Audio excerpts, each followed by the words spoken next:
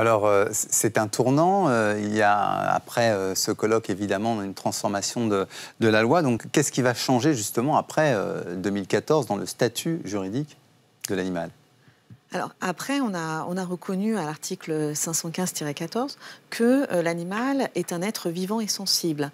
Donc, c'est la fin du vieux code civil qui avait été mis en 1804, en fait. Oui, alors c'est pas totalement la fin, c'est-à-dire que là, on est encore dans une période un petit peu transitoire, puisque l'animal, en fait, ce qu'il faut comprendre, c'est qu'en droit, il y a une division, une summa divisio qu'on appelle entre les personnes et les choses. Soit on est personne, soit on est chose, bien.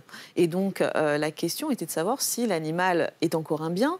Le Code civil nous dit désormais qu'il n'en est plus un. Mais pour autant, il ne le range pas dans la catégorie des personnes. Donc l'animal se retrouve dans un statut un petit peu intermédiaire et il est toujours en plus soumis au droit des biens.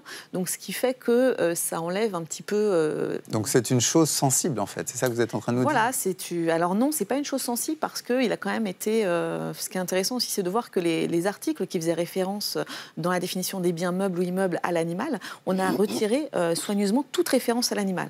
Et donc, ce qui montre que c'est plus un bien. Maintenant, il n'est pas encore totalement émancipé et il est dans un... Alors, le professeur Margano dirait qu'il est en lévitation juridique et c'est un petit peu ça.